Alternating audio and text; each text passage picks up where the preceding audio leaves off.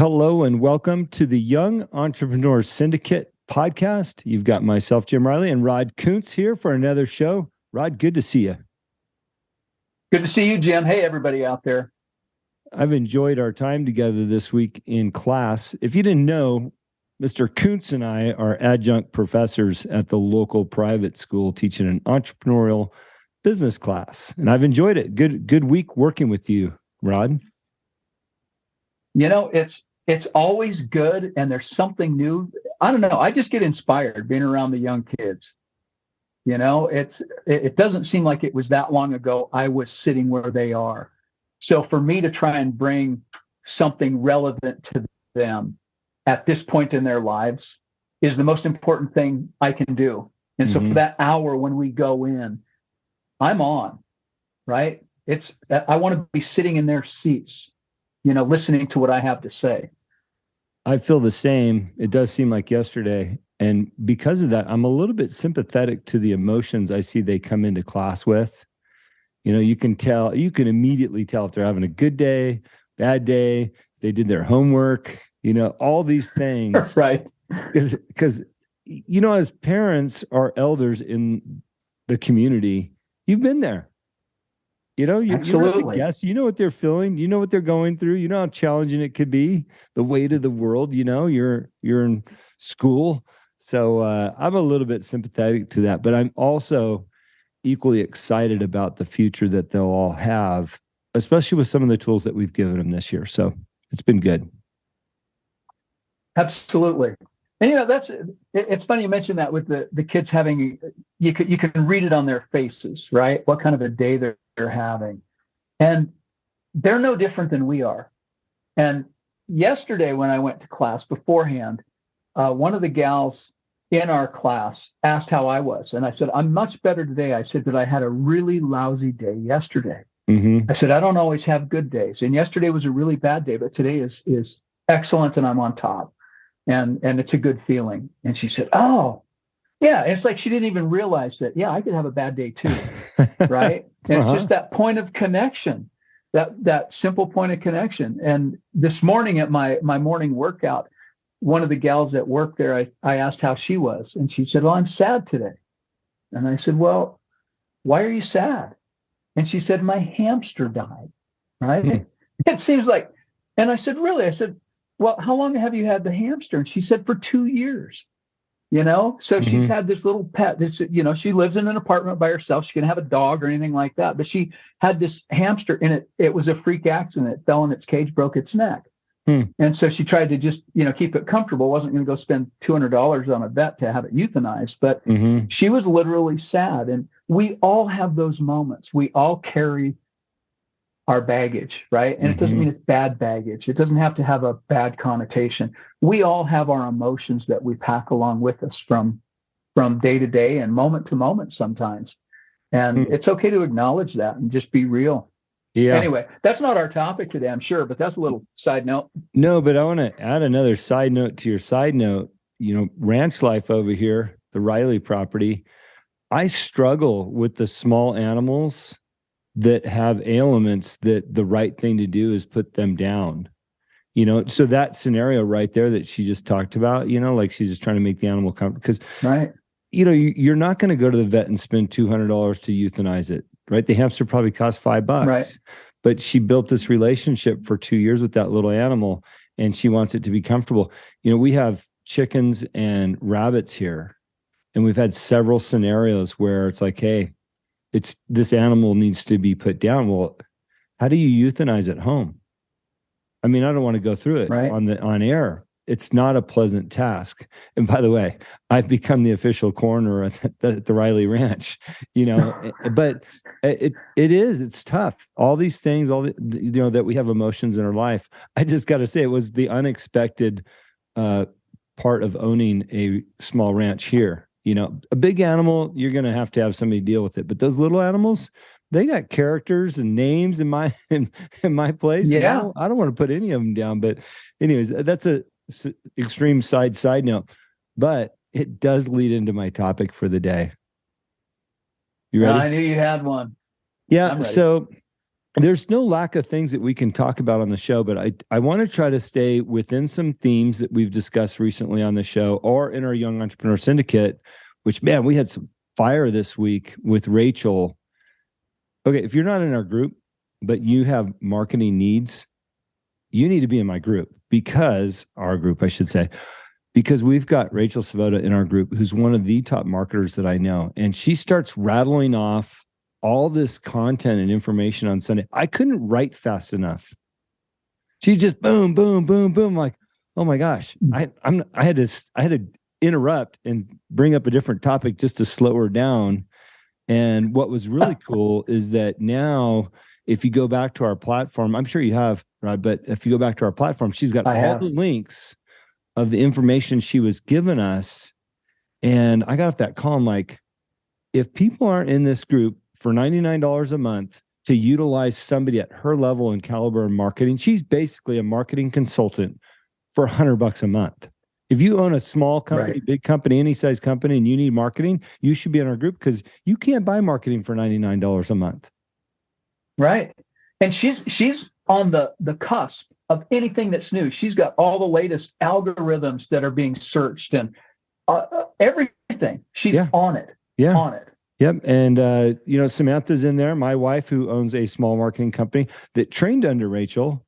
And she's also on the cusp of all these new things because of the clients she has. So anyways, I know this is a little bit of a selfish plug here, but I'm just baffled by, the amount of content that gets pushed out on our Monday night calls that now lives on our back end. So I'm trying to stay thematically within some of those parameters. This is not a marketing discussion today. This discussion, or the topic, came from your book again, The Warpath Alliance by Rod Kuntz. You can get that on Amazon. But I opened up a page. I was looking for something else. I opened up a page the other day, and I saw the headline of a chapter, or in chapter 1, it says, "Everyone has a story." Everyone has a story. So I was thinking about that, and that's my topic for the day. And please let me elaborate for a second there, Rod. Go ahead. This last weekend, by the time this airs, it'll be 2 weeks, but I was in New Jersey for a leadership conference with some incredible speakers. And each speaker got up and told their story. And what was interesting is that 2 brothers shared the stage, one early and one was the closer. And the younger brother, it was his first time doing any public speaking, and he told a story about his father. And what was interesting about that is when his older brother came and told a story about his father, there's 2 different perspectives of the same man. So even though they lived the same story, they have 2 different perspectives based on their age difference and the role they played in the story with their dad. Now, I complimented the younger brother because I said, hey, you laid the perfect foundation for your older brother to crush it in his speech. So well done there. I think it was unintended consequence. But everybody has a story, and it's what you do with that story is the important part. How you live out your life, how you leverage or utilize those stories so that you can float through. And I'm just going to point out, we had Nick Santonastasso as a speaker. Now, if you don't know Nick, you've probably seen his pictures before. He has no legs. He was born without any legs, and he only has one arm. He was born with, I think, like a third of an arm that he actually asked to have cut off because it was interfering with the things that he could do. And there was a lot of excess skin on it, so it was always bleeding every time he touched something. So he literally asked to have the portion of the arm that he did have to be cut off. But Nick tells his story, which is incredible. And I just ask that you go out and do some research on him and listen to it, because it is pretty amazing. And his point is, if I can live with no legs and only one arm and be happy and live my best life ever, you can too. It's pretty hard to argue that. So that's going to lead me back to you, Rod. I had mentioned that my daughter is a poet, and I'm going to read a poem real quick that she wrote. This is the first poem that she ever wrote. She scribbled it in a little notebook that she was given by, I don't know, Samantha or I. And she came into my office and she said, Dad, or Daddy, love it. Read what I wrote. Now, first poem, here it is. It's titled Blue Sky. Here we go. Oh, sky, beautiful sky. Shine bright like the stars in the sky, blue sky. I love you, oh my. Sunshine comes, sky comes out. What would it be without the blue sky? I love you, blue sky. I mean, this girl, she wrote that when she was 8, by the way. And I was like, wow, that's pretty amazing, you know? And so I'm impressed. And that was just our conversation we were having, Ron. But then you said you were a poet and you've had something published. So you have a piece of your story that I'd never heard before. So can you expand on that? And I think you mentioned before that you brought poetry into the classroom. So I want to hear both.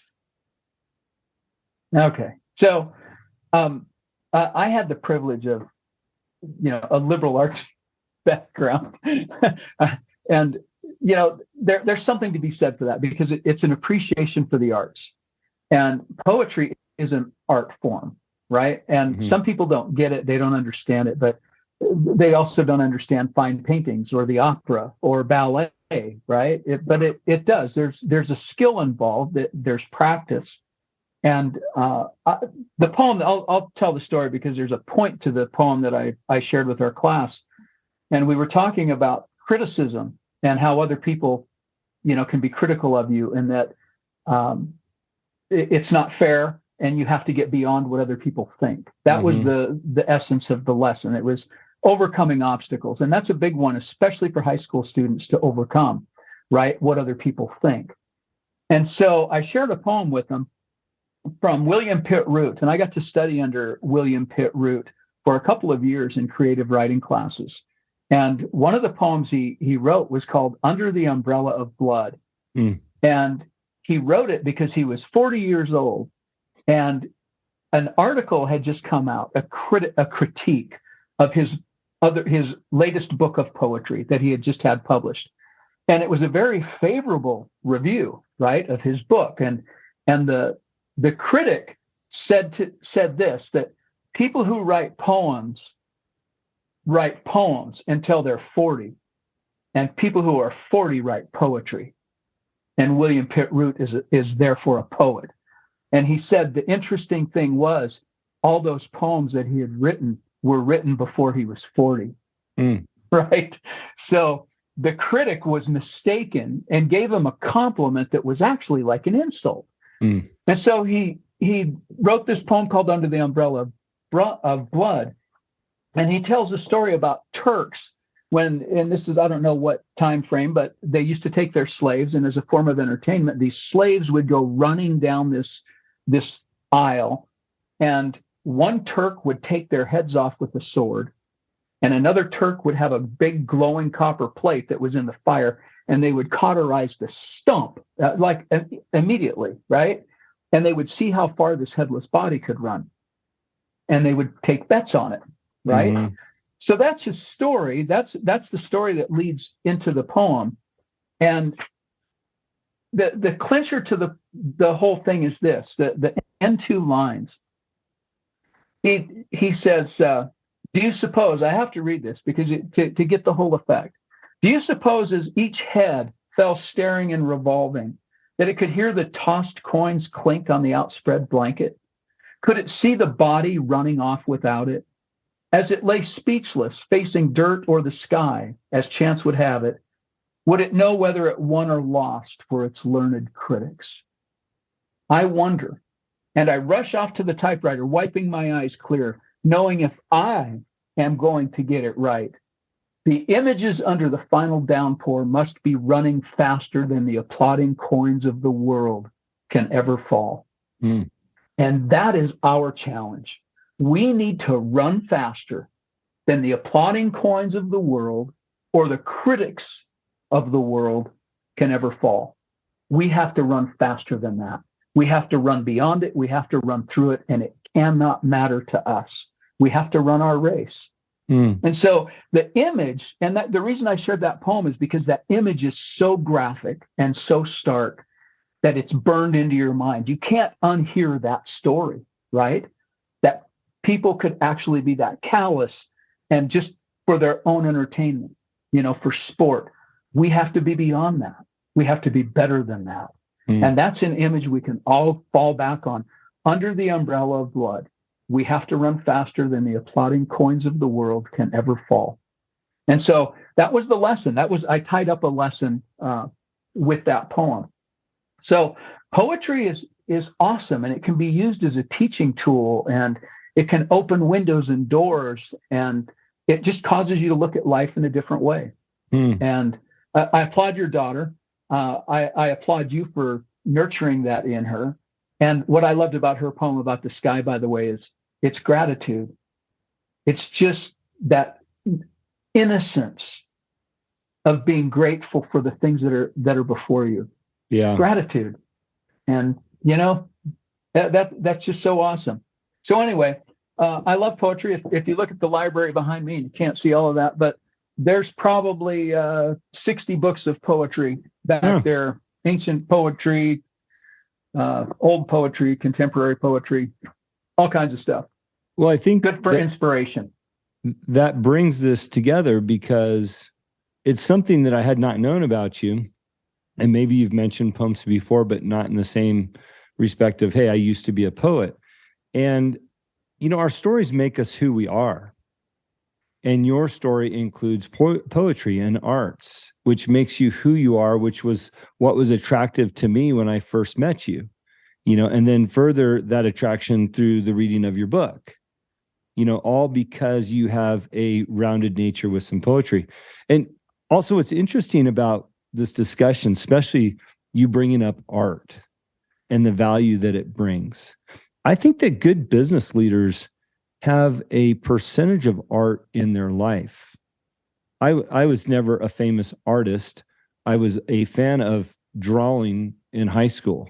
I was really good at it. I had some pieces that were at the fair, for the yearly fair show that had won some awards, but I was really good at drawing. And I love music. Although I've aspired to be a guitar player, I just haven't really been able to grasp it. I love music, the arts that I have appreciation for, all types of music. And I think that brings a value to my life and who I am. And just going back to this weekend, all the speakers that I heard speak as scheduled speakers, meaning they had 30 minutes to get up and tell their story and what it was about leadership, all did a great job.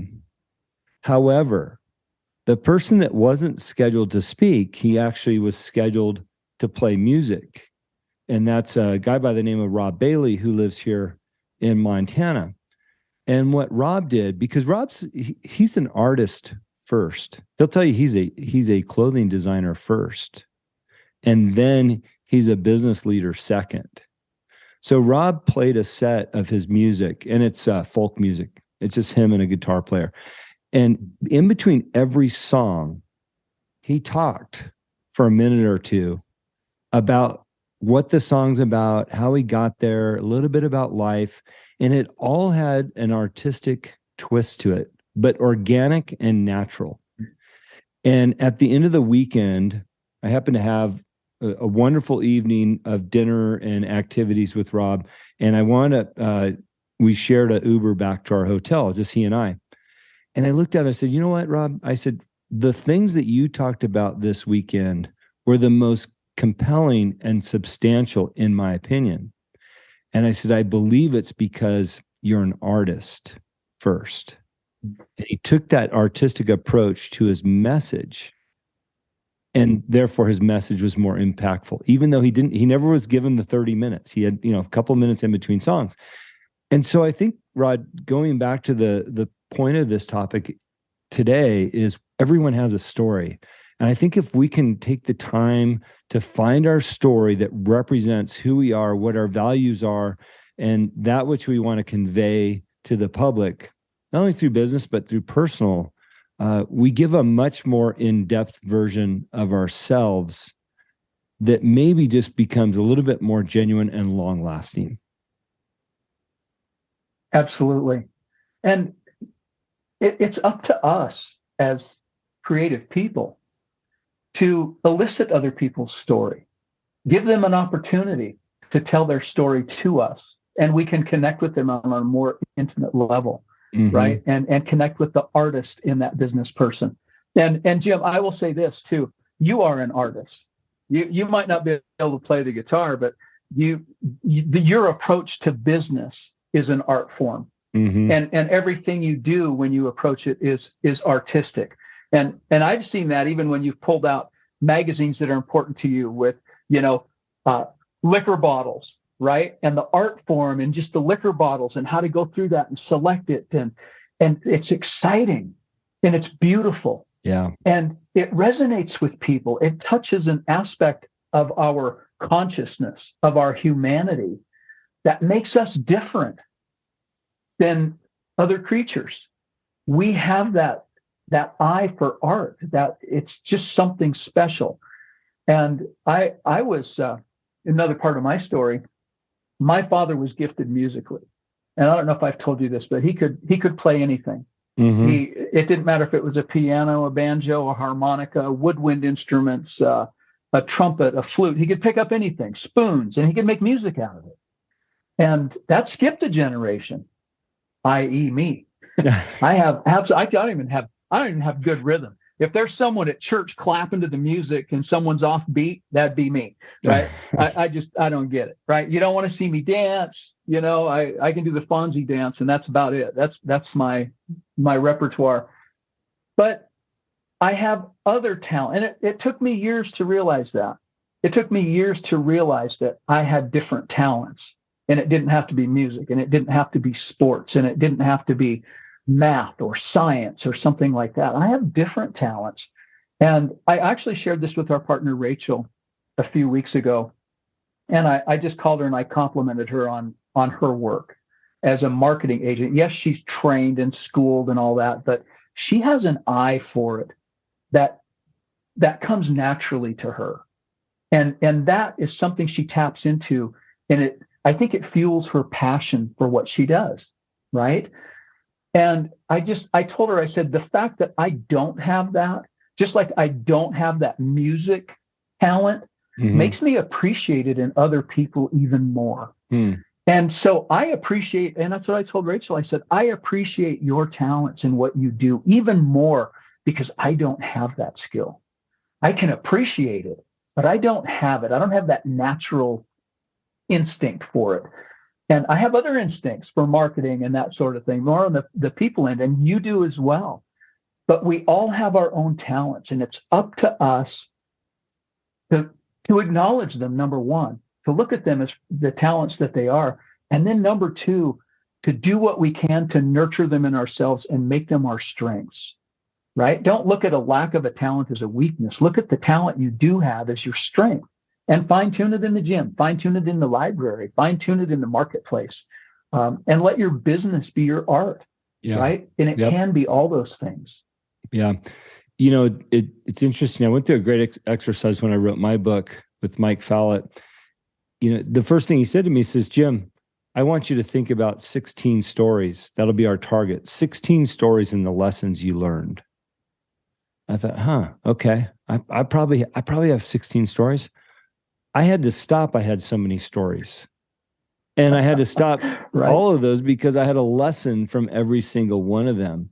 And it wasn't until somebody specifically told me, hey, think about your stories. Now, I've told stories. I've told my background before. I've done it on this podcast earlier. When I first started this thing, I told my story. But to specifically think about my stories and the lessons I've learned, I had not done that. And what a great exercise. And I want to encourage people, if you're listening to this, think about your stories. And whether you're going to write a book or not, pick 5. Write down 5 stories that you've had and the lessons that you've learned. And if you gain some momentum from that, go ahead and go to 10, go to 15. But I think we will realize through those stories who we really are and those important moments in our life. I'm going to give a little precursor to an interview I'm going to do on this, The Answer is Yes podcast later this month. Met a young lady in New Jersey. And so I'm going to just give you a little taste. She says, I want to tell my story. I said, well, I want to hear it. She came to me. She's like, I've been waiting to talk to you. And I said, well, sit down. Let's talk. She said, I want to tell my story. I want to write a book. I said, okay, well, what's your story? She says, well, my mom was a street worker. Literally, she was strung out on fentanyl and methamphetamine in New Jersey. And her mom had a pimp and she was a street worker. I was, all of a sudden, like, wow, that sounds heavy. And she says it got so bad that the pimp literally called the aunt and uncle of hers and said, you need to come get these kids. It was her and her brother. You need to come get these kids. This isn't safe for them. That's how that's how she opened the conversation up. And here's the hook I'm going to give you. That's not the most important part of her story. She was telling me the story and we deliberated on it a little bit. I said, okay, then what happened next? She goes through that and now she's engaged and they have a young daughter together and they're planning this beautiful wedding in December. I said, hold on a second. Let's go back to this because that's your story. And she looked at me and she went ghost white and she started to cry because her real story wasn't the one I led with or the one that she led with. It was the next thing. That's her real story. And that's the point of doing these exercises is that you have some stories, but within those stories, you have some pivotal moments in your life that made you who you are today. And I guarantee you, if you find those stories and you pull them out and you live an authentic, passionate, loving life, those stories will make a difference in everything you do, especially as it relates to your relationships and the business that you have and how you conduct yourself. Wow, that's powerful. And you just, in telling her story, that little glimpse that we got, remember this, all of you who are listening to this right now, your story isn't over yet. All of those stories that have gotten you to this point are like chapters in a book. And what an artist does, what an author does, is they are doing character development, right? Mm-hmm. Each chapter, you're developing the character. And so where you find yourself today is the character that's been developed through all those stories so far. And now the character has a choice, right?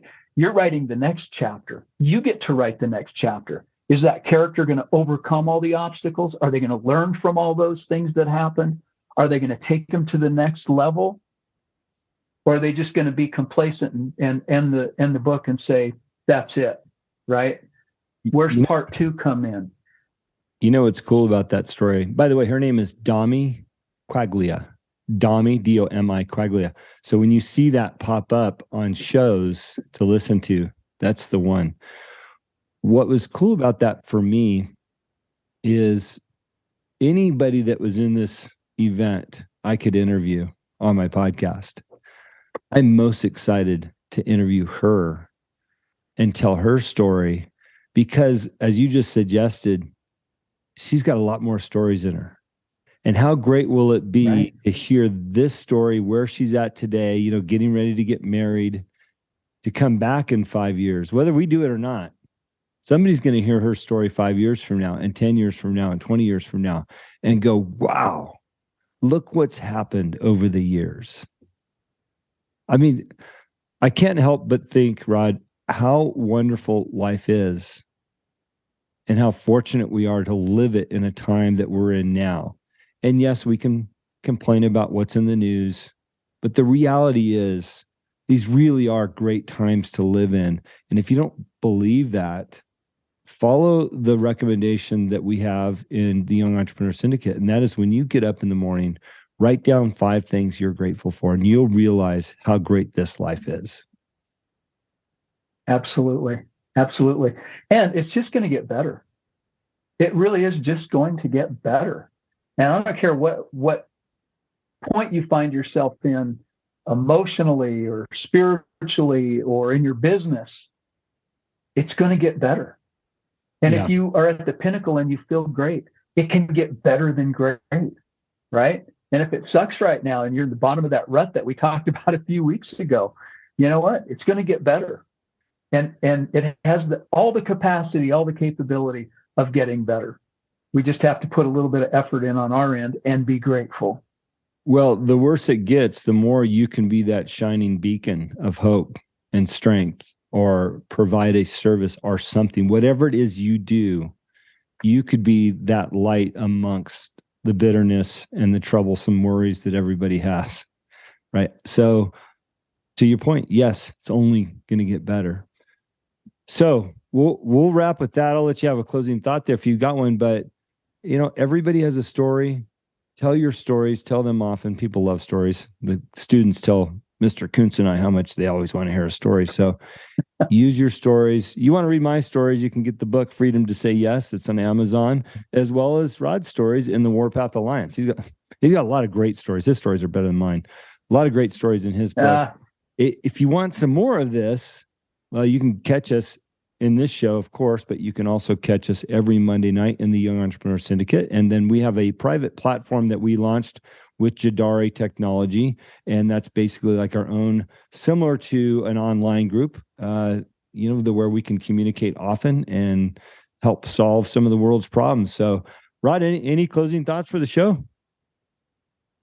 Well, I want to say that, Jim, on your part, you've got great stories. You have stories I wanted to live when I was a younger kid, right? So you have great stories too. And I'm reminded, and this is kind of funny because my wife and I had been dating for a while. And then even after we'd been married for a couple of years, I would tell her a story and she'd say, wow, I've never heard that before. And it's like, oh, I thought you knew everything, right? I thought I'd told all my stories, and we assume that people know all of our stories, but we're just skimming the surface in our books. We are literally just skimming the surface of our stories. And everyone's got them. And they're all necessary and entertaining and important. So tell your story. Jot them down like Jim said. I love it. Start with 5. I promise you this, both you, Rod, and anybody listening, by our next show, I will have another story to tell. In my business career, I will have another story to tell. So we'll leave it at that. Good seeing you. Good having you on the show. Hey, if you like this show, please share. Always a pleasure. It's how we get our numbers. Share what we've got to say here. We're trying to bring value. If you have something you want us to talk about, business or personal, not my personal, but you want some help with something, we'd be happy to talk about that too. Just shoot us an email with your suggestions and we'll get them on the air. So take care and share the show.